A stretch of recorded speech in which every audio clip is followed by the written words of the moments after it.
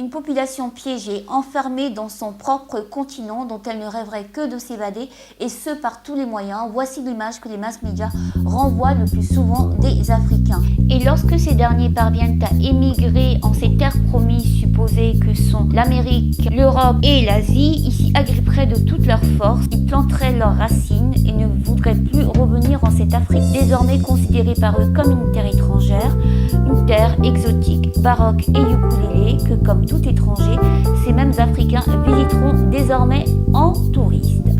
Racine déconstruit cette falsification de l'histoire.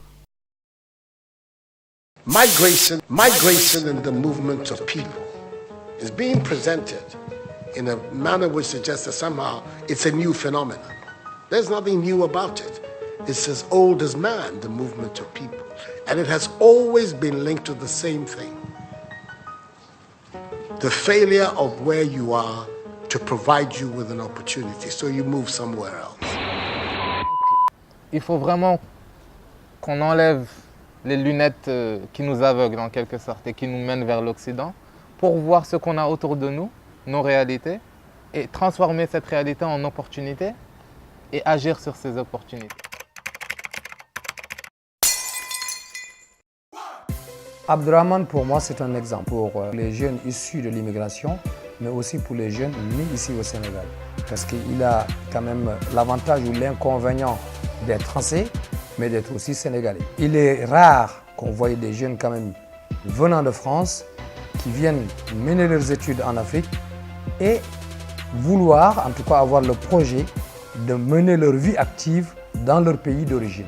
C'est très rare, donc je trouve qu'on n'en fait même pas assez de parler d'Abdrahman pour qu'il soit l'exemple de ceux qui sont là, pour qu'ils ne continuent pas à rêver de cet Eldorado, mais aussi des jeunes issus de l'immigration qui sont en Occident, qu'ils ont aussi la possibilité de contribuer à l'émergence africaine.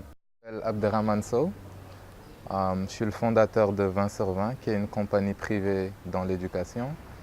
Et je suis passionné par les mathématiques et l'entrepreneuriat.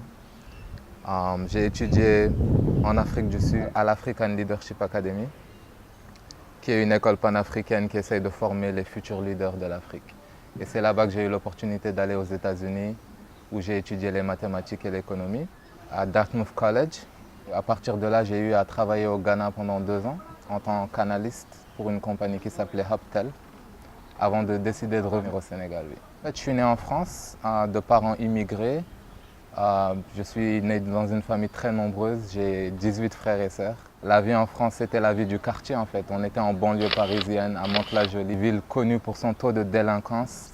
J'ai fait partie de ce groupe de délinquants. Je faisais beaucoup de bêtises, j'étais un peu insoumis. À l'âge de 12 ans, mes parents ont décidé qu'il était mieux pour moi de revenir au Sénégal et voir si le changement d'environnement serait bénéfique pour moi. Donc j'ai habité avec mon oncle au Sénégal depuis 2004. En France, je pense que j'ai été plus éduqué par la rue que par la maison ou par mes parents parce qu'on passait la plupart du temps dans la rue à jouer au foot avec les amis du quartier, à traîner dans la rue. Et donc, la philosophie de la rue, c'était vraiment d'être un petit guerrier, de ne pas se laisser faire manquer de respect. C'est cette mentalité que j'avais la plupart du temps. Et quand j'allais à l'école, c'est la mentalité que j'essayais de montrer en regardant un prof et en lui répondant, en le regardant dans les yeux sans avoir peur. Pour moi, c'était ça, être un homme, être quelqu'un. Et donc, bien que les parents essayent avec une quinzaine de frères et sœurs dans la maison, mettre un accent sur l'éducation de l'enfant, c'est un peu compliqué. J'avais un père ouvrier qui travaillait de 5 h du matin jusqu'à 17 h tous les jours. Ma mère, elle est mère au foyer, mais quand même, gérer tous ces enfants-là, c'est pas facile. Donc, au bout du compte, je dis que je suis un produit de la rue, en quelque sorte. C'est cette mentalité même qui va jusqu'à moi dans aujourd'hui. Aujourd'hui, c'est juste beaucoup plus contrôlé. Et je peux mettre cette énergie-là dans des endroits où ça peut être vraiment bénéfique. Mais ce n'est pas une énergie négative nécessairement. C'est juste une énergie qui doit être très bien contrôlée. Je suis français pour l'instant. Oui, mais mon père est sénégalais, ma mère est sénégalaise. J'ai habité avec mon oncle à Louga, à Mbour. J'allais visiter le village natal de mon père au Fouta chaque année en vacances. Et donc je me suis vraiment attaché à la culture sénégalaise, à ma famille ici. Je me considère fondamentalement comme un Sénégalais. J'ai un passeport français, c'est vrai, mais l'identité d'une personne, ce n'est pas un papier. C'est plutôt là où elle se sent connectée. Et moi, je me sens très connecté au Sénégal.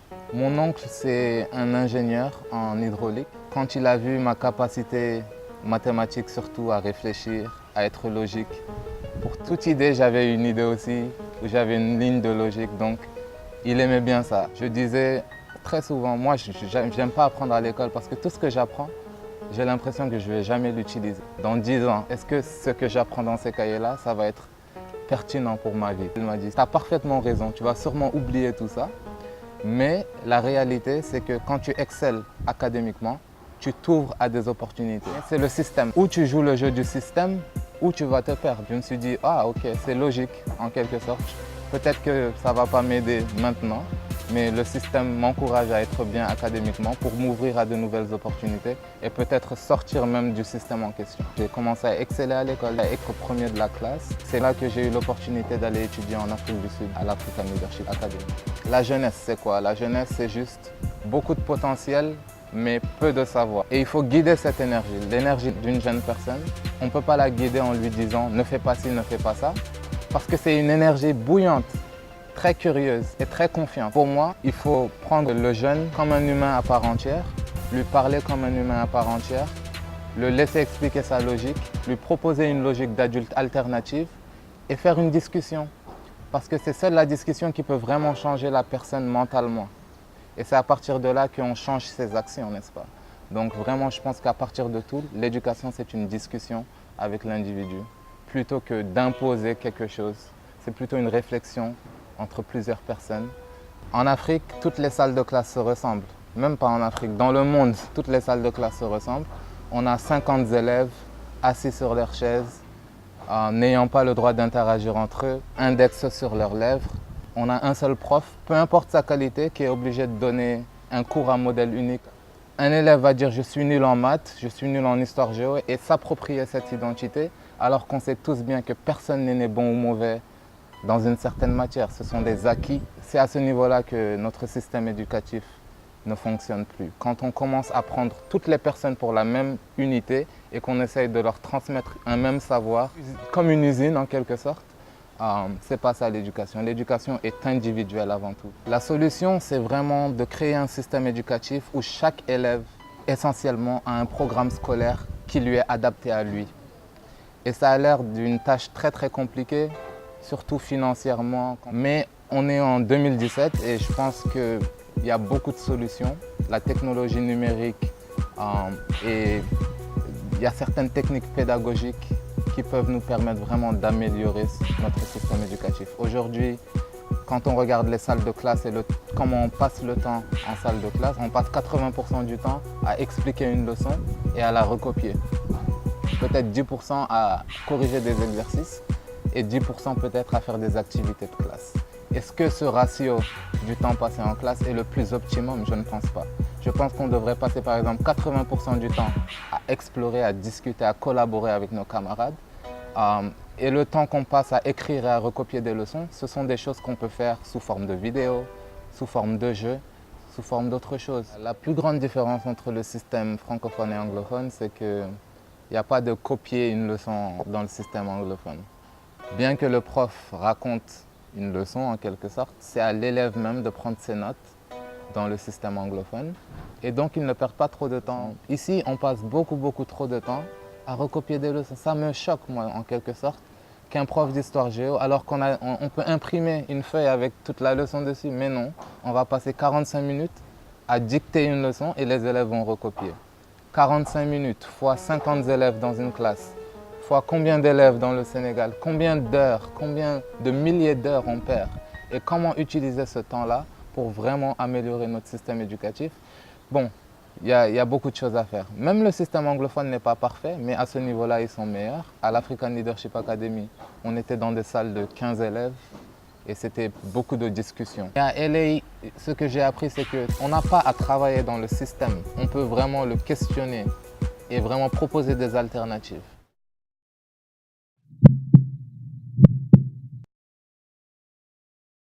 La Première étape pour l'instant, c'est d'éliminer les leçons dans les salles de classe. Et pour ce faire,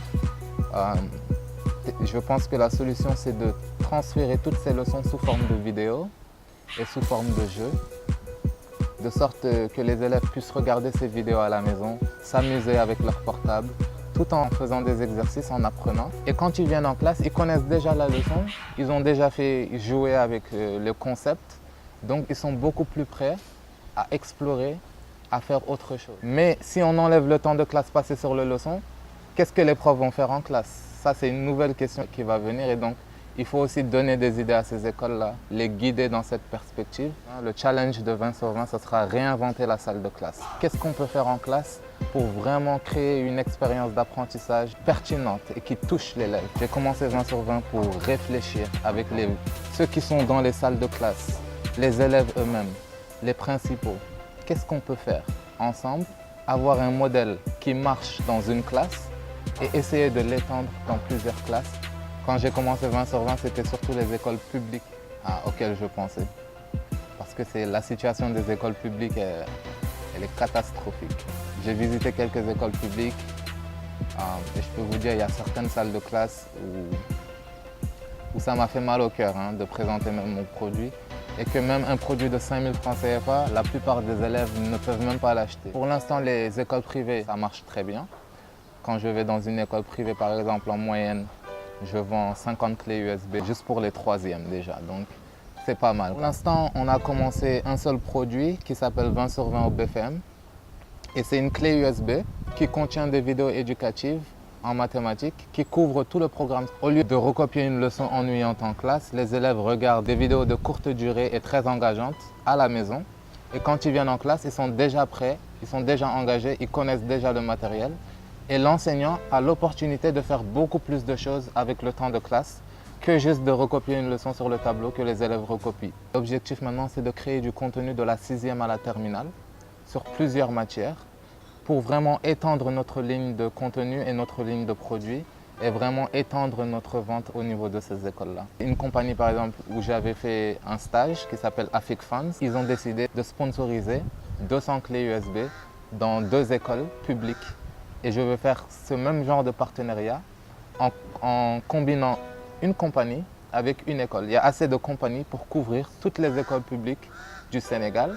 Et je pense que toutes les compagnies devraient vraiment investir dans l'éducation parce que les élèves que nous formons aujourd'hui seront les professionnels qu'ils vont employer demain. Il faut vraiment améliorer tout l'écosystème et donc les compagnies, les parents, les professeurs, tout le monde, les élèves, on doit tous faire partie de ce voyage pour vraiment améliorer notre système éducatif. Je suis convaincu qu'un système éducatif bien construit peut transformer une génération.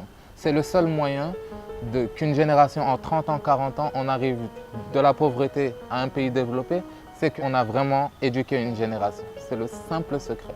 On a tous à gagner parce que ce sont nos enfants qui sont dans ces écoles-là. Ce sont nos sœurs et frères. D'un point de vue non égoïste même, on a tous à gagner quand l'éducation est bien. Quand l'écosystème éducatif est bien, tout le monde gagne. Les parents gagnent parce que leurs enfants seront bien. Les élèves eux-mêmes gagnent. Les compagnies gagnent parce qu'ils pourront avoir du talent. Travaillons ensemble, c'est ça que je dis à tout le monde, pour vraiment améliorer notre système éducatif. Les parents, les enseignants sont des acteurs de l'éducation. Et 20 sur 20, moi, en tant qu'entrepreneur, je ne peux que travailler avec ces acteurs. Je ne peux pas les remplacer, mais j'ai mes atouts et je veux vraiment donner ce que j'ai à donner. Quand les gens accepteront ce que j'ai à offrir, je serai prêt.